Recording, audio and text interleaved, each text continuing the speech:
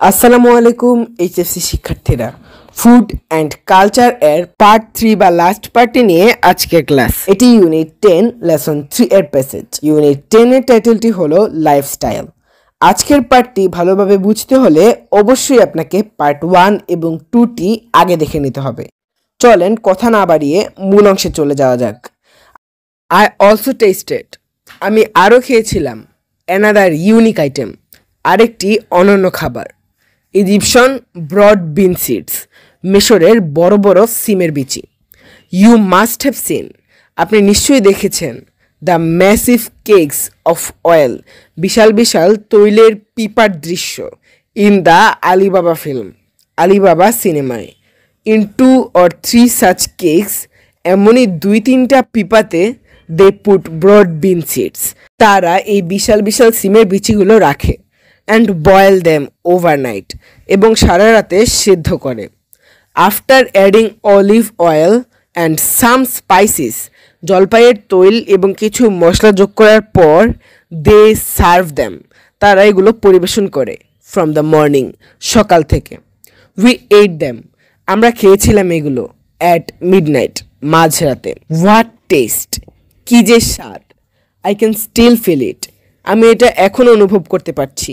In my mouth, আমার মুখে। Our pumpkin seeds are no match for this delicacy, আমাদের কুমড়ার বিচির সঙ্গে এরকম রুচিকর খাবারের তুলনা হয় না। Even Paul and Percy agreed that, এমনকি পল এবং পার্সি একমত হলো যে দ্য সয়াবিন অফ চায়না, চীনের সয়াবিনও উড বি ফার বিহাইন্ড, অনেক পেছনে হতে পারে। নেভার মাইন্ড সারপেসিং ইট, এটাকে অতিক্রম করার কথা ভাবতে, মানে চীনের সয়াবিনও এর কাছে হার মানবে। এ প্যারিতে সৈয়দ মুজতবা আলী বলেছেন তিনি আরেকটি অনন্য জিনিস খেয়েছে, তা হলো মিশরীয় ব্রড বিনের বীজ। তিনি বলেছেন আপনারা নিশ্চয়ই আলিবাবা ছবিতে তেলের বিশাল পিপা দেখেছেন, সেরকম 2-3টি পিপাতে তারা ব্রড বিনের বীজ দিয়ে সারা রাত ধরে সিদ্ধ করে, এরপর জলপাই তেলে এবং কিছু মশলা মিশিয়ে সকাল থেকে তা পরিবেশন করে। মুজতবা আলী মধ্যরাতে সেগুলো খেয়েছিলেন। আহ কি স্বাদ, এই স্বাদ এখনো তার মুখে লেগে আছে, তিনি তা উল্লেখ করেছেন। আমাদের কুমড়ার বীজও এই খাবারের ধারে কাছে আসে না।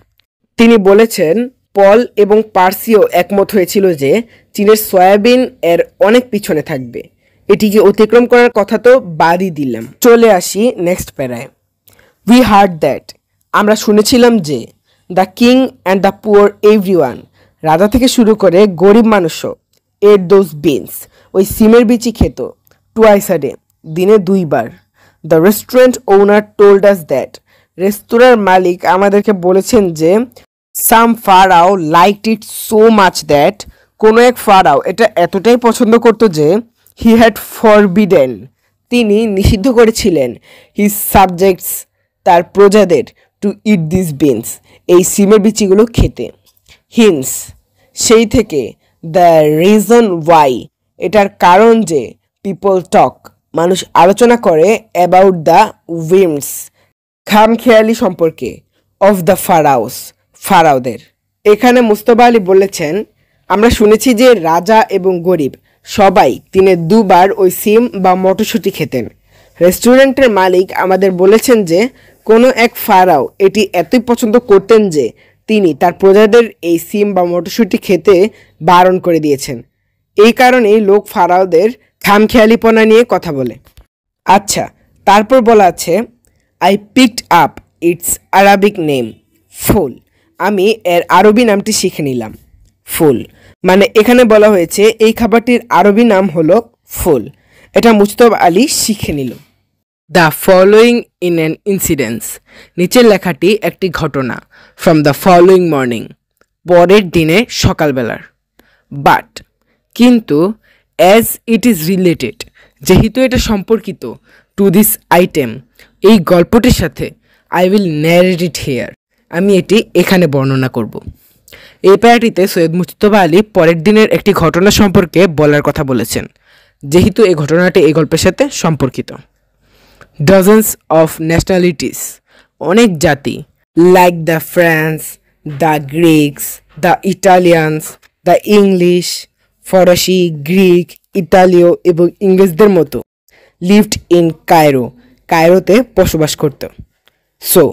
সুতরাং দ্য সিটি ওয়াজ অ্যাডর্নড, শহরটি সজ্জিত ছিল উইথ সাইনেজ ইন ল্যাঙ্গুয়েজ, ভাষায় লিখিত চিহ্নসমূহ দ্বারা, ফ্রম অ্যারাউন্ড দ্য ওয়ার্ল্ড, বিশ্বের বিভিন্ন প্রান্তের।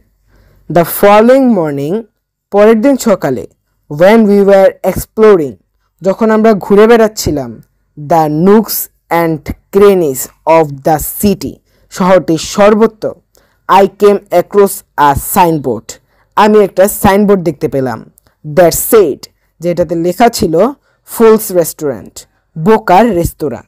এখানে বলা হয়েছে কায়রোতে বিভিন্ন জাতির মানুষ বসবাস করার ফলে এই শহরটি বিশ্বের বিভিন্ন প্রান্তের ভাষায় লিখিত চিহ্নসমূহের দ্বারা সজ্জিত ছিল।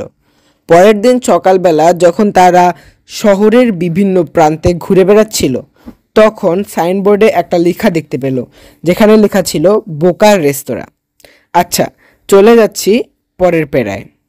পল, Percy and I noticed it together, Paul, Percy ও আমি একসাথে সেটি লক্ষ্য করলাম।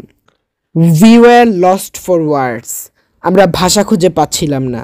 And finally we burst out লাফিং, এবং অবশেষে হাসিতে ফেটে পড়লাম। আর রেস্টুরেন্ট ফর স্টুপিড পিপল, বোকা লোকদের রেস্তোরাঁ। What did it really mean, এটি দিয়ে আসলে কি বোঝায়? অ্যাট দ্যাট পয়েন্ট, ওই সময়, I suddenly remembered the word, আমি হঠাৎ মনে করলাম সেই শব্দটি। Ful had been used in Arabic for the broad bean dish, ful শব্দটি আরবি ভাষায় সিম দিয়ে তৈরি খাদ্য অর্থে ব্যবহার করা হয়েছে। নট মিনিং স্টুপিড পিপল, বোকা লোক বোঝানোর জন্য না। ইট মেন্ট, এটা দ্বারা বুঝিয়েছে, দিস শপকিপার সোল্ড, এই দোকানদার বিক্রি করে, ব্রড বিন সিডস, সিমের বিচি। দ্য থ্রি অফ আস, আমরা তিনজন, পিকড, উকি দিলাম, ইনসাইড দ্য শপ, দোকানের ভেতরে, টু সি দ্যাট, এটা দেখার জন্য যে, all the customers had a plate of ফুল, সব কাস্টমাররা প্লেট ভর্তি ফুল রয়েছে, ইন ফ্রন্ট অফ দেম, তাদের সামনে। আচ্ছা, এই লাস্ট পার্টিতে বলা হয়েছে, সেই মুহূর্তে আমার হঠাৎ মনে পড়ল যে ফুল শব্দটি আরবিতে বড় সিমের একটি খাবারের জন্য ব্যবহৃত হতো।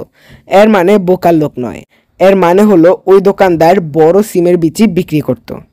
আমরা তিনজন দোকানের ভেতরে উকি মেরে দেখলাম যে সব গ্রাহকের সামনে ফুল, অর্থাৎ সেই বড় সিমের খাবার এর একটি থালা রাখা ছিল। আলহামদুলিল্লাহ, ফুড অ্যান্ড কালচার প্যাসেজটি শেষ হলো। আশা রাখি ক্লাসটি বুঝতে পেরেছেন। লাইক এবং সাবস্ক্রাইব করে আমাদের পাশে থাকবেন। ভালো থাকবেন সবাই। আল্লাহ হাফেজ।